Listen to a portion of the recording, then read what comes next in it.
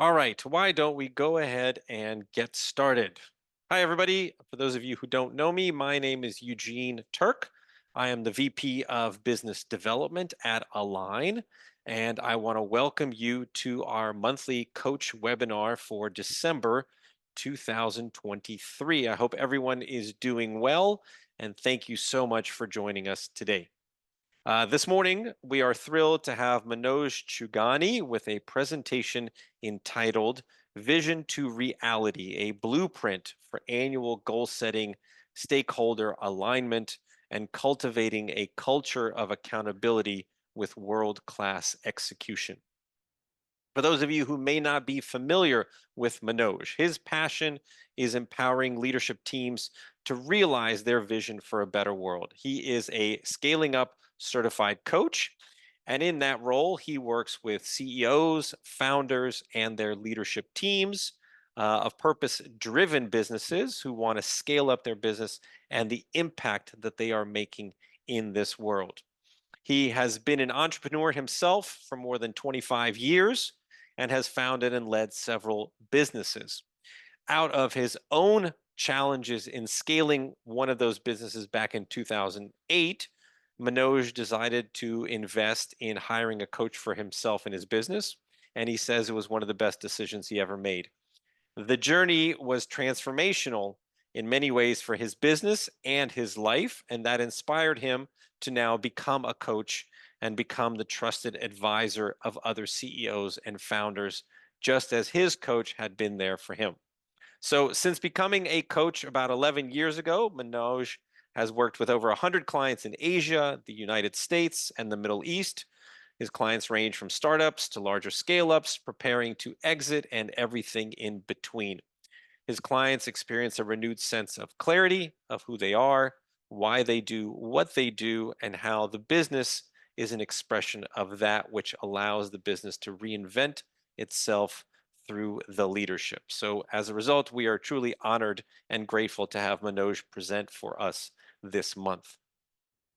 As always, one administrative matter, we would like this to be as educational and as informational for all of you as possible. Please feel free to pose questions that you may have using the chat feature, and I will be happy to direct those questions to Manoj at the conclusion of the presentation.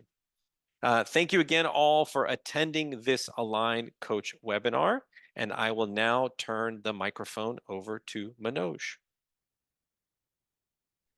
Yeah, thanks a lot, Eugene. I really appreciate this opportunity. I know you and I have been in conversation about when to do this, and I think it's perfect timing that we're doing this at the end of the year. It's the end of this year, it's a new beginning. It's a time to pause, reflect, set your goals for the next year. So I think this was something which was an opportunity. And I once again thank you, Eugene. Thank you, like everyone who's showing up on the webinar. I know Hans. Hans is from Thailand. Hans, like a very good evening to you. And let's get started. So, 1 minute. Let me just pull up my slides. Okay. So, this is all about when you have set your vision for the year. A lot of you may or may not do it, but I've done this myself before I started working with my coach. I would come up with a vision and then somehow I would kind of get busy with the busyness of every day.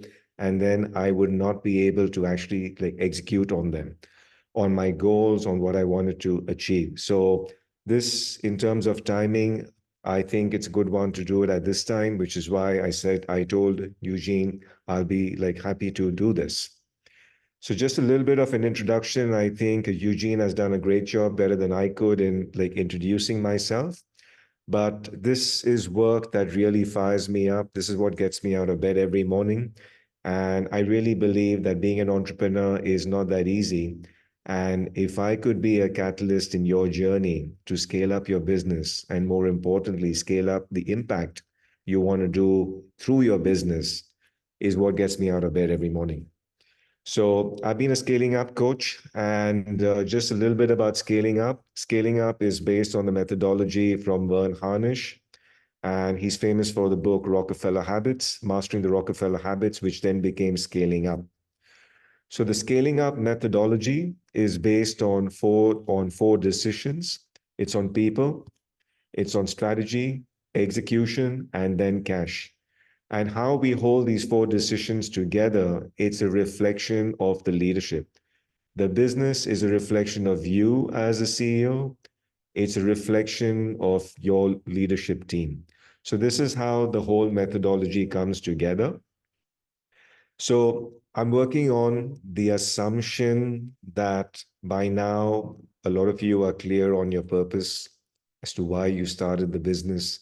It must be more than making money. And in service of your purpose, where you want to be, your big, hairy, audacious goal, that's clear to you as well. So I'm like assuming all that work has been done because if the why is clear, the how is quite easy. I love the quote from Bill Gates where he says that we overestimate what we can do in a year, but we underestimate what we can do in 10. So, my invitation to you is to really think about where you want to be in the next 10, 15, 20 years.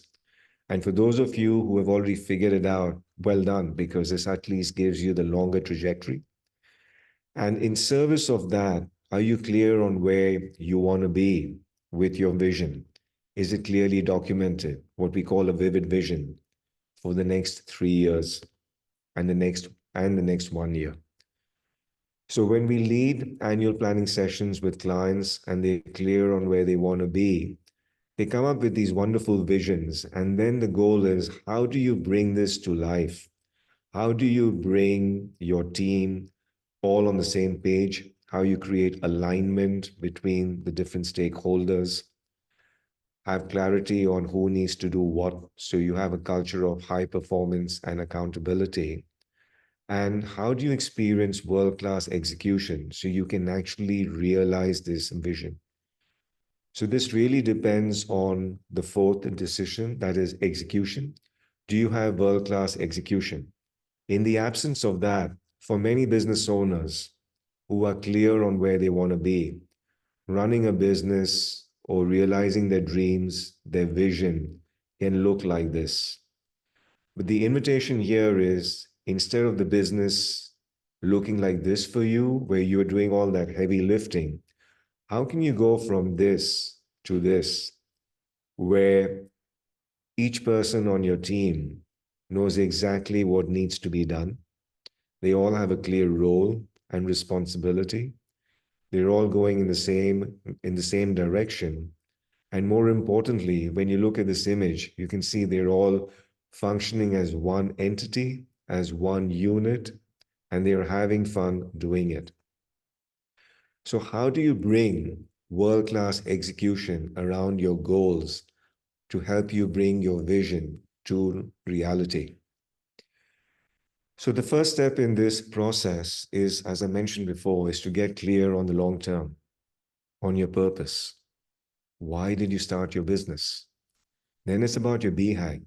Where do you want to be in the next 10, 20, 30 years? And in line with that, a clear, documented plan, vision of where you want to be 3 years from now. So there's a clear connection between where you want to be long term, 10, 20 years from now, 3 years, and then how you pull that future closer to you by setting goals for 1 year, then for the next 90 days, not just at the company level, but also for each and every team within the organization. And not just for the team, but also for each and every person on the team. And then creating a scoreboard or a scorecard where you've got metrics where you can actually see how your business as a whole or per team member, how are they performing and contributing towards making your vision a reality? So let's start with this. It's a combination of setting the tangible goals from your vision, defining the KPIs or the key performance indicators, and then setting the right priorities. The word priority is you are choosing to do this instead of doing something else. When you say yes to do something, you're actually saying no to do something else. So this is really important. By prioritizing what you want to do, you're actually defining what you're going to say no to. This is important. And one of our tools, which scaling up is famous for, is our one-page strategic plan. For me, I've told Vern this when I met him in Nashville, that this is Vern's Mona Lisa. I say this with a lot of love and respect because you can have your entire business on one page, right from your values and purpose to your BHAG, to your 3 year plan, to your 1 year, to your quarterly plan. And each and every person in the last column has their own accountability. It flows like this from 3 years to 1 year to the quarter and each person's accountability. And the top section of the one-page strategic plan is where you define your key performance indicators or the metrics or the key results you want or the KPIs. And then you define the priorities. So this is how it flows from left to right. And this provides clarity within the organization. This also provides alignment between the teams. It gives you the accountability you need because each and every person is clear on what to do and how to do it and what's expected of them. And this also helps you in communication. One of the things I'm going to speak about later is how do you keep these things alive is through communication in the meeting rhythms. So this is really this is the foundation of bringing your vision to reality. So the three disciplines we have in our execution decision, it's about setting the priorities. When you set priorities, you create alignment. It's also about being clear on the data, on the KPIs, because that gives you clarity and foresight. It's that famous quote, right? You want to inspect what you expect. So for me, for as a CEO, defining what you want to inspect, defining what you want to expect is really some of the most strategic work you as a leader or CEO have to do in the business. And keeping this alive is through the meeting rhythms. So let's dive a little bit deeper into how all of this comes together. Let's start with the data, the KPI, and how to create dashboards from this.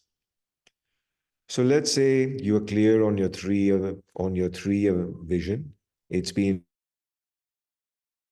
your business have been defined in that. If somebody reads it, they can actually smell the coffee, they can hear the conversations, they can really visualize what the business looks like 3 years from now. And then in service of that, where do you want to be 1 year from now? So when we work with clients, the first thing we invite them to do is to start identifying the tangibles, what we call the key performance indicators. Examples of those would be, where do you want to be in terms of revenue? Where do you want to be in terms of your gross profit, your net profit? To achieve this revenue number, how many widgets do you need to sell? If you track important KPIs, for example, if revenue per employee or profit per employee is important to you, how do you track that? So once we've got the tangible numbers defined out there, we then want to make sure we cascade these out to the next 90 days. To get to this number, what do we need to achieve in the next 90 days? So for example,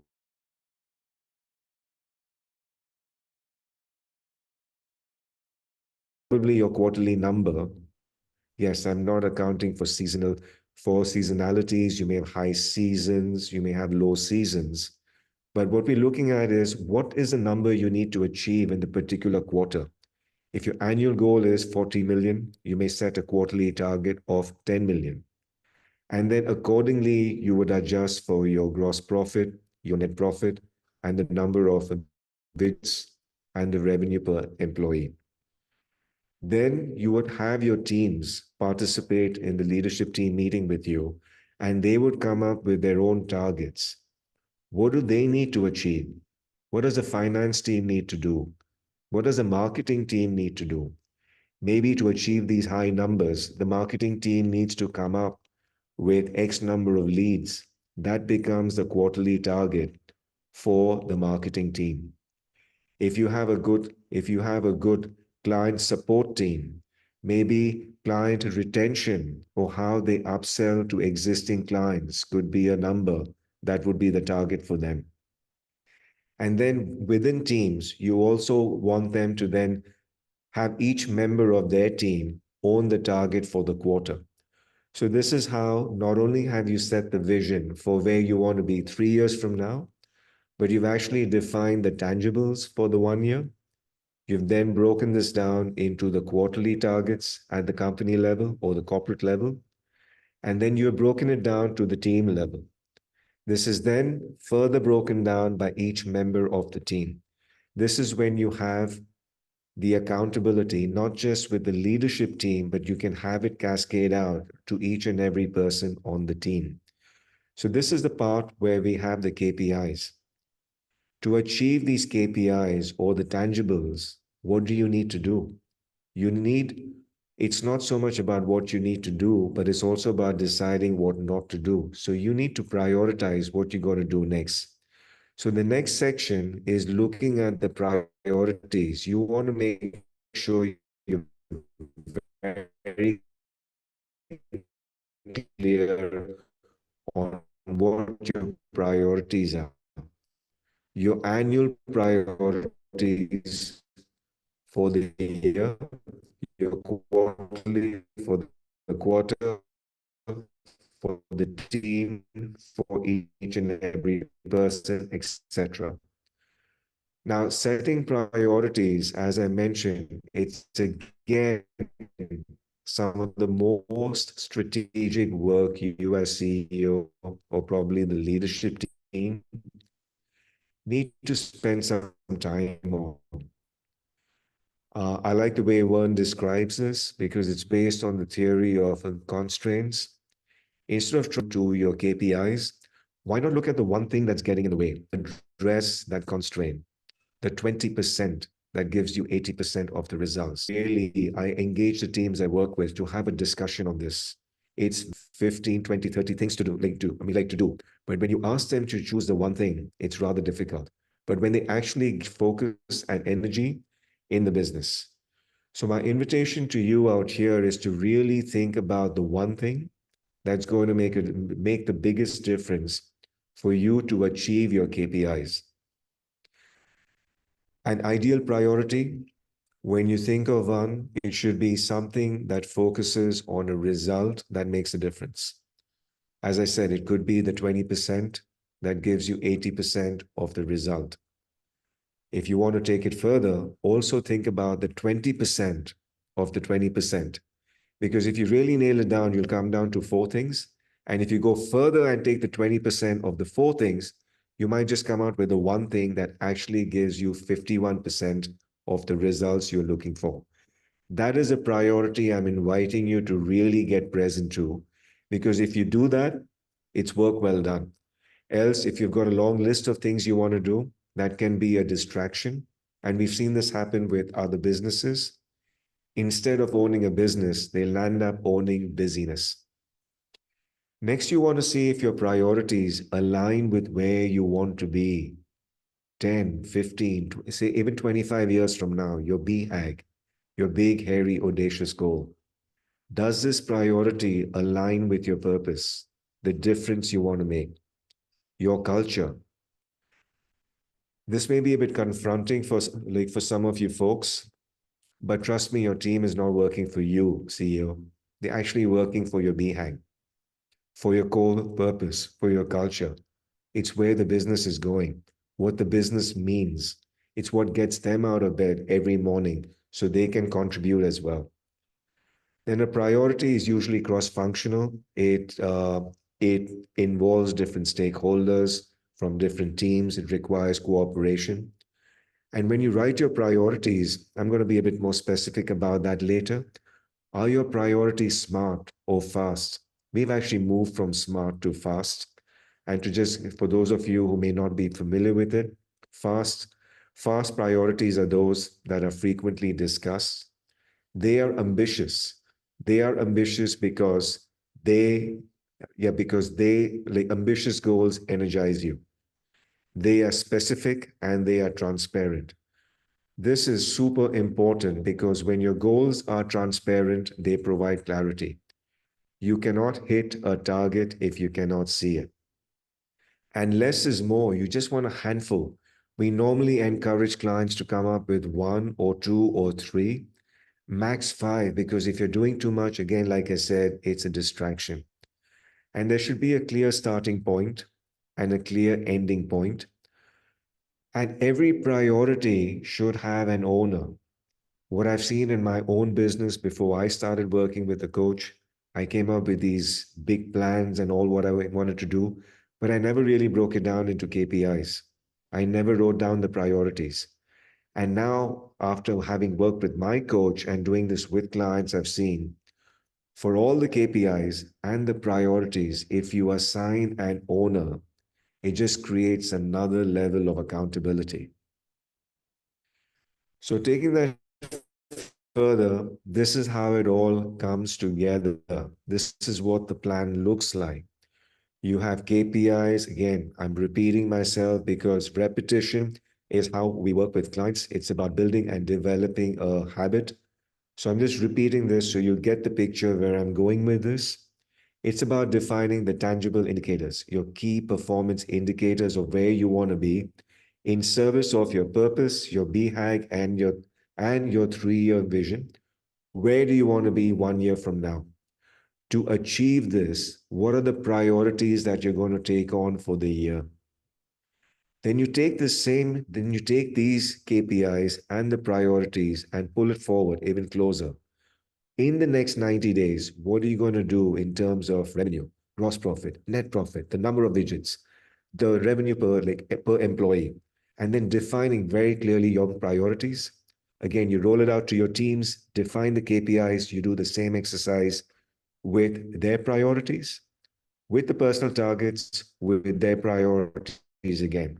So as you can see, the corporate from the 1 year is now defined in terms of KPIs and also defined in terms of priorities. So this is each and every person now, whatever they're doing, it is aligned and they know how they are contributing to the goals of the business.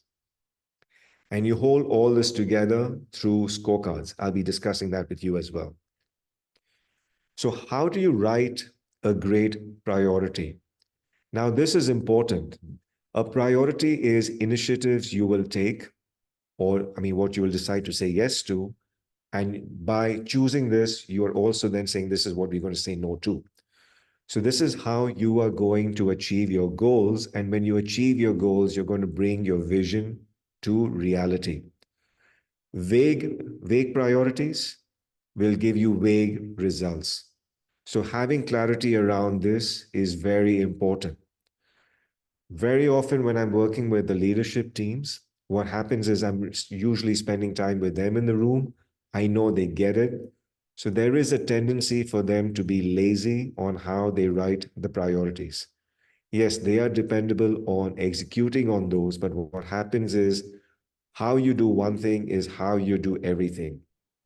If you're going to be a little bit vague on your priorities in the leadership team meeting, it's also going to show up in how you write your priorities when you are working with your team. So the idea here is if you want to hire two people, you want to be very, very clear. You start with the verb. You will hire two people, their sales reps, by the 30th of June. And who owns this? It's Jane, the CEO. So it is very clear what needs to be done, what will be the deliverable at the end of the period, and who is the owner. So this person is accountable. In one of the trainings which we had in Westchester, where we are scaling up coaches, try to go at least once a year to keep working on our skills. Um, one of the feedback offered by another coach was to have your priorities done in the past tense, as if it's already happened. I was just a bit curious about it as to how this would work. I've tried it out in my own business, and I tried it out with clients. For some reason, I feel the impact is a lot higher. So this is up to you. You can do it as suggested here, or you can even write it in the past tense as it has already happened. Another example here is if you want to launch a new iOS version, it is clearly defined out here. It is launched, it is 100%, it's version 2.0 on iOS. Once again, there's a date and there is a clear owner here. So, my invitation to you is get very clear on what you expect from your team. It takes a few more seconds or minutes to probably craft it in this way, but it's actually time you are investing because it will give you massive ROI. Then, once you've got your KPIs and you've got your priorities nailed down, I would invite you to use the sheet. Any of the tools that you see out here, I'm happy to send it to you by mail. You can also contact us. We are happy to, you can download it from the website as well, but please feel free to send me an email. I'm happy to share the tools with you. So this also is a game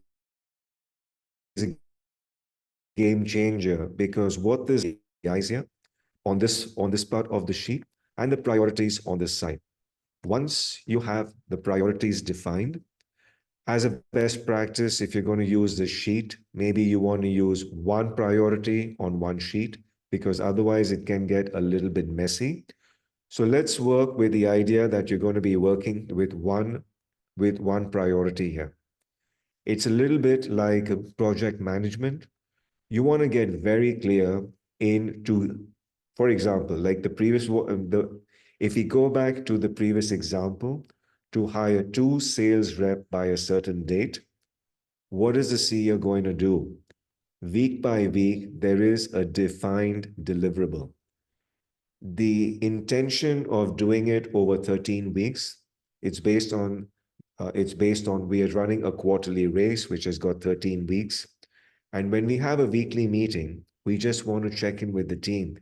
Hey, Jane, how are we doing with the priorities?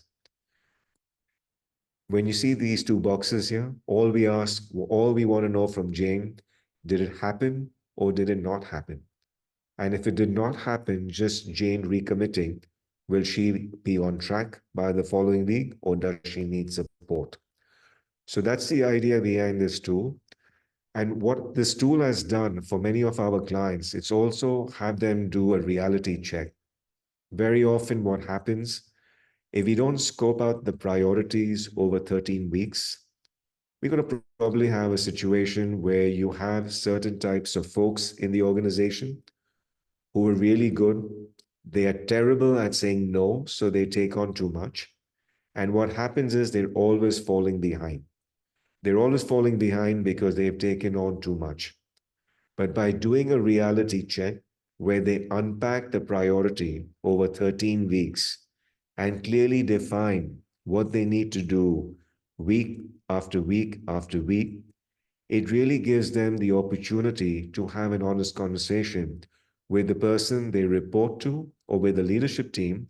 And then this is a way the team can come together to support this individual. On the flip side of this, you're also going to have people who take on a task. Have you heard of Parkinson's law? The size of a task expands or contracts depending on the time allocated to it. So what happens is it may be a very simple priority, but they will drag it on, drag it on, drag it on, and do it at the last moment. This again is a way where even that gets caught out, and we can actually support these people. They may not be doing it intentionally, they may be doing it subconsciously. And for you as the leader, you get the opportunity to actually get to know your team.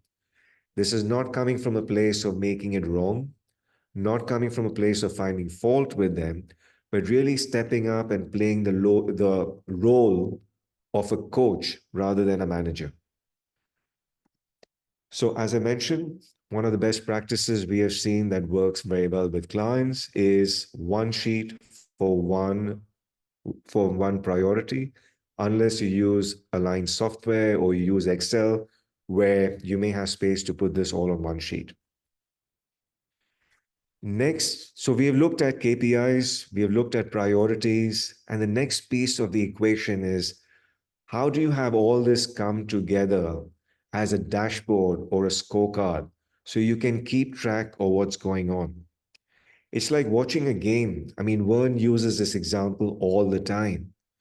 Would you like to watch a game where you cannot see the score? And most of us say no to that. But most of us are running our business without actually seeing the scorecard. So the idea with this is once you've got your KPIs, you want to see your KPIs on your fingertips, on any internet connected device.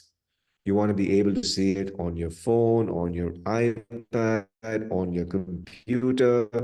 You want to see it at a glance. And we are big fans of the traffic light system. You red, yellow, green it. So just looking at this without going into the details, you know how you are doing on your KPIs. What's red, what's yellow, what's green.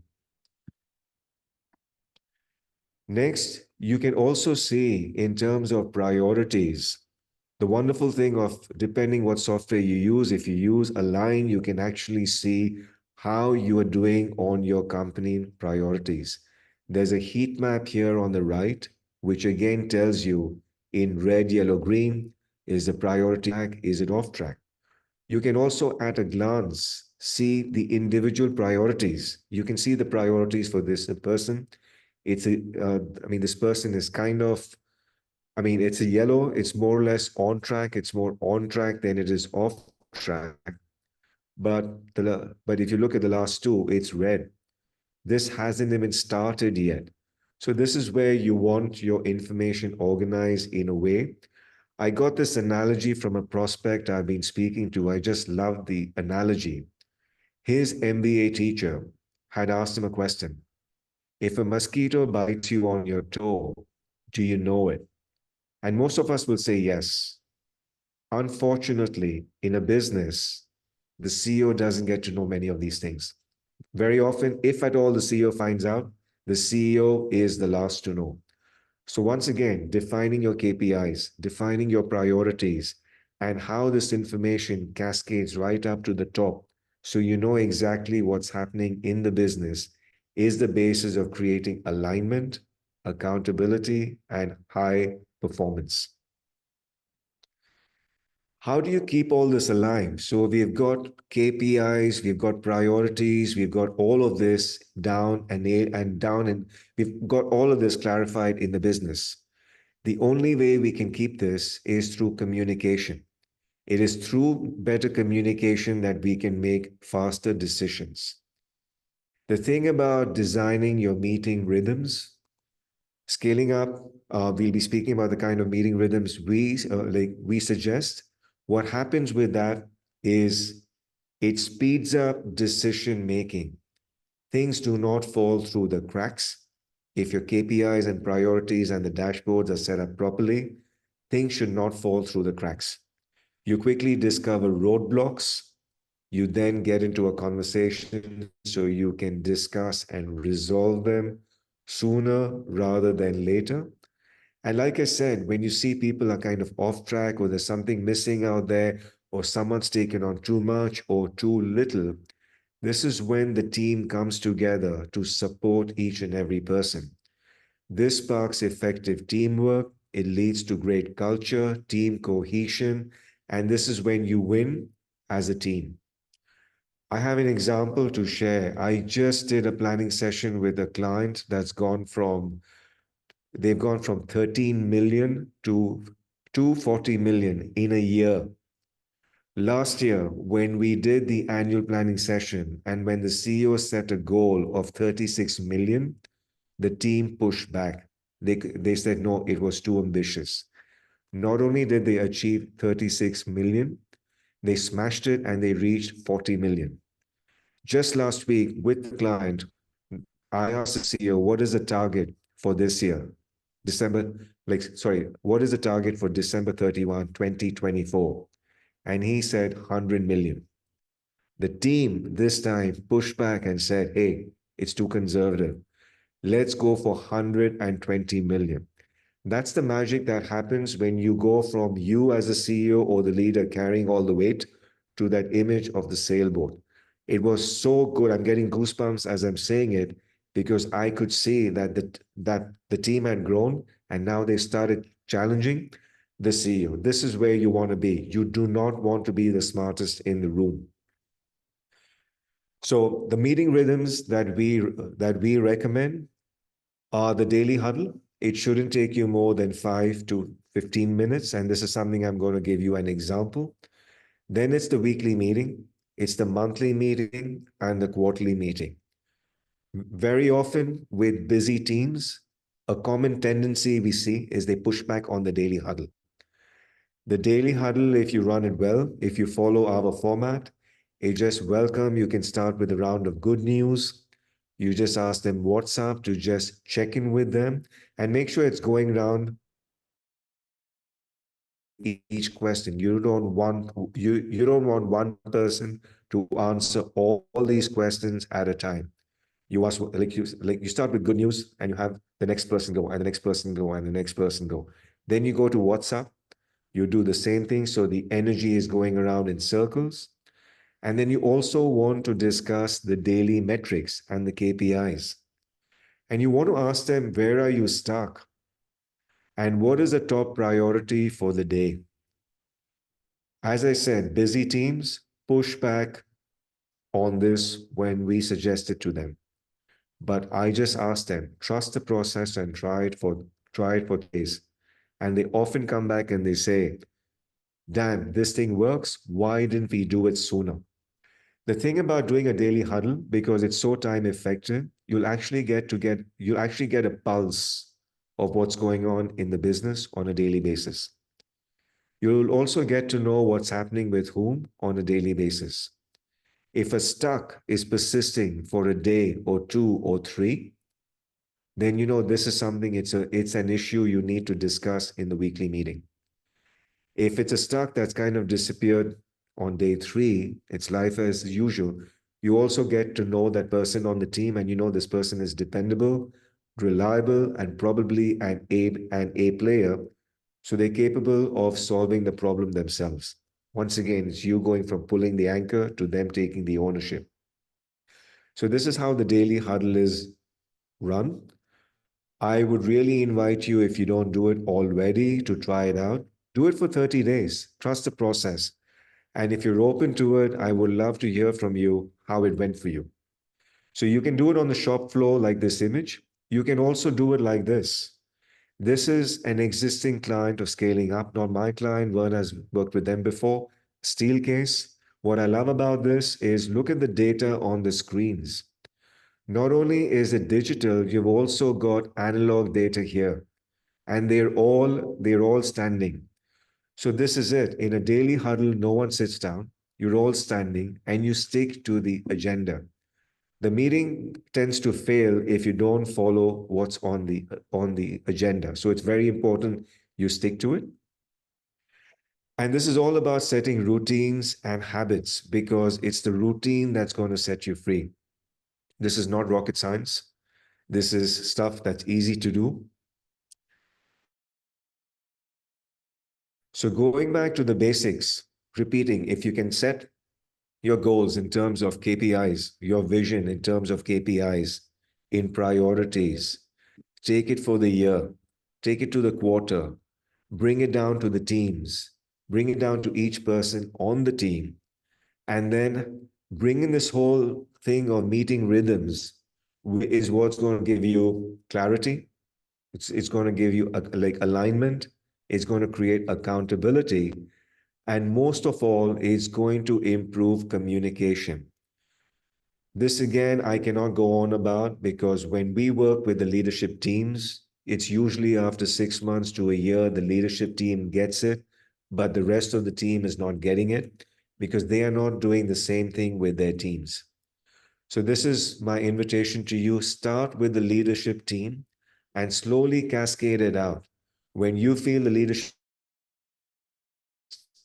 they can then have each leader do this with their teams. That's how it's going to cascade out. And then this is when you actually see the whole culture of accountability, not just at the top, but it's actually all the way down to the front line. So I know I've been speaking for 43 minutes. I'm just curious to know in this time if anybody has any questions that I can clarify regarding this.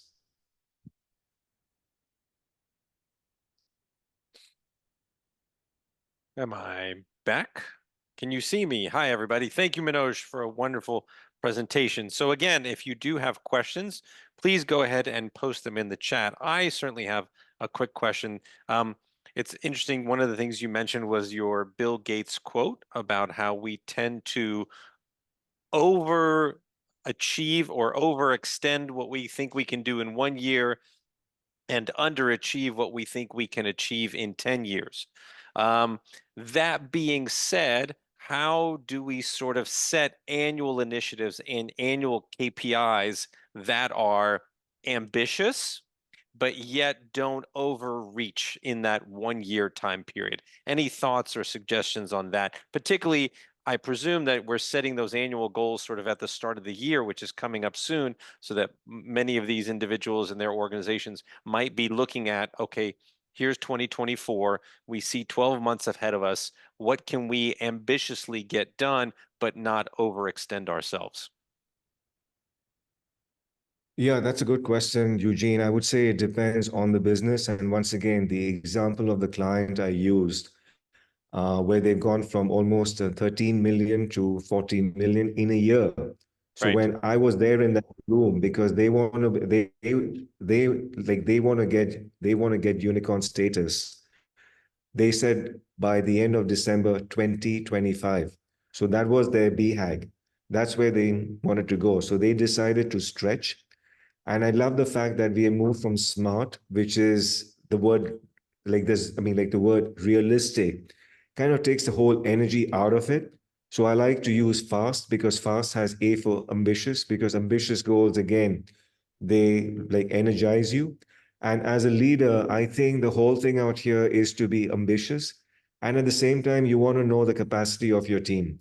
You also want to know how much you want to stretch them. And once you start stretching them and they start seeing results, they'll actually want to take on more. You have to be careful of not stretching it too much because then they might use that to beat themselves up. So you want them to feel motivated and energized. So you are asking them to stretch in terms of that big goal, but at the same time, you're not taking the energy or the wind out of it. And So I you don't have a black and white answer for you. Sorry. no, I was just going to follow up by saying in your suggestions on ways to pick priorities, you said sometimes less is more, that you want to focus on, two or three, maybe even just one priority. Does that framework also apply to setting annual initiatives? Meaning, as an organization, for example, the client that you just mentioned, do they simply just have one annual initiative to get from 40 million to 120 million? Or are there actually more annual initiatives that are all going to drive ultimately that revenue number that is the KPI they're striving towards? Yeah, I mean, it's a good question. And once again, I'm going back to this client. I can't say too much because of confidentiality, but Of let's just course. say this company is in a business that requires compliance, and they had to get licenses and like approvals and all of that. To get all of that done was kind of, they felt at that moment beyond them. But I asked them the same question. If you were to focus on the one thing, if there was just one thing you could do that would make this possible for you, what would that be? They all said it would be this. And they were very transparent and vulnerable to say, but we don't know how. And I just love that because at the time of setting your priorities, you don't need to know the how. You don't need to know the how. So what we did was we actually came up with a list of who's they can contact to make that how possible. So did they achieve it in Q1? They didn't. Did they achieve it in Q2? They got half of it done. But then by the time we were going into Q3, it had just become those tasks to kind of close it on. At the start of the year, it looked impossible. It totally looked impossible. And they thought they were not going to do it at all. But because they decided to push themselves and challenge themselves, that's the biggest thing that's taken them from 12.9 to $40 million.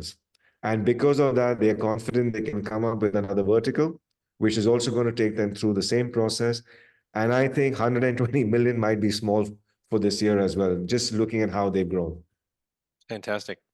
When it comes to annual initiatives, is that something that needs to be reevaluated throughout the year? So, for example, like you just said, if you set an annual initiative and you're 6 months into the year and you see that that is something that there are constraints towards, or that's something that you're not going to achieve, or there's unexpected obstacles that have come up over the course of the first 6 months, is that something that gets reevaluated, or is it best kept as it was developed at the beginning of the year so that when you get to the end of the year, you can look back and say either we set the wrong goals, we set the wrong targets, or we never anticipated these obstacles arising? Sort of what's the best practice in that respect? Oh, totally. I mean, we don't recommend having these goals cast in iron. These are flexible. Who knew we were going to be hit by the Right. that we were going to be hit by the pandemic? Who knew we were going to have the Ukraine situation? Who knew about Israel, Gaza getting into what they got into? So there are things that are going to happen. The intention with setting the priorities is it gives us direction on what to do next. It gives us an opportunity to move forward and take action. And depending on how fast the business is scaling, with a business that's kind of 3xing every year, we say the monthly is a quarterly. But let's say a business that's growing at about 30%. In every quarterly meeting with that kind of a business, we would then have a look at the trends. We will look at the situation. We will look at what's changed, what their strengths are, what the weaknesses are. We will go back to the vision, the 3 years and the 1 year, and we would ask them, based on what you see right now, do we need to recalibrate? So it's not about being fickle and choosing that we'll do this or we'll do that, but actually it's a very informed decision based on feedback and what we see as trends as to whether we need to recalibrate or move in another direction. Sounds great. Again, if you have questions, please pose them in the chat. We do have a few minutes left. Manoj, I was going to ask a question. Obviously, your clients have the benefit of having you sort of facilitate their development of these annual initiatives and quarterly priorities.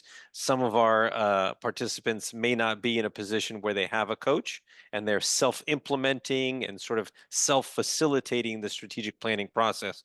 Any tips or tricks that you have for sort of being the CEO and leading this exercise versus having someone like yourself or a business coach who is an outsider to the organization that can have sort of a fresh set of eyes facilitate the development of these key initiatives and KPIs? Yeah, so it's a tough one to like answer because I tried doing it myself and it kind of worked, but I saw the difference it made when I started working with the coach. What I probably didn't do, and I could have done, maybe an interim solution before working with the coach is to either join a forum, join like EO, or have an accountability buddy, or have a peer coach. So if you are accountable because, just say because I committed to you, I would be here on the 13th. Just having that external locus of control, I showed up on the call, even though I'm not in Hong Kong. I'm in like India today. I showed up for that. So having somebody who can hold you accountable and creating that kind of peer coaching, like that peer coaching partnership is one option. You can also look at joining a group coaching thing, but very, very important is to have a vision of where you want to go. Because if you're feeling stuck in life today, it's probably because your obstacles are bigger than your vision. When you get clear on what your vision is, If that energizes you and that inspires you, then set the goals, set the KPIs, find an accountability buddy or a peer coach. If you look online, I think Marshall Goldsmith has got some great stuff free. It's online on how to set up a peer coaching partnership. So you could do that with a friend or a fellow entrepreneur. So that would be one way to look at it. Fantastic. All right. Like, Well, and one last thing is once you got the KPIs and the goals, would be to use the kind of software you guys sell because it puts everything out there in black and white so the teams can actually see it. sounds great. All right. Well, we are getting towards the top of the hour. I don't see any questions being posed in the chat. So why don't we go ahead and start wrapping this up? I'll thank everybody for attending today's coach webinar. A huge thank you to Manoj for a great presentation.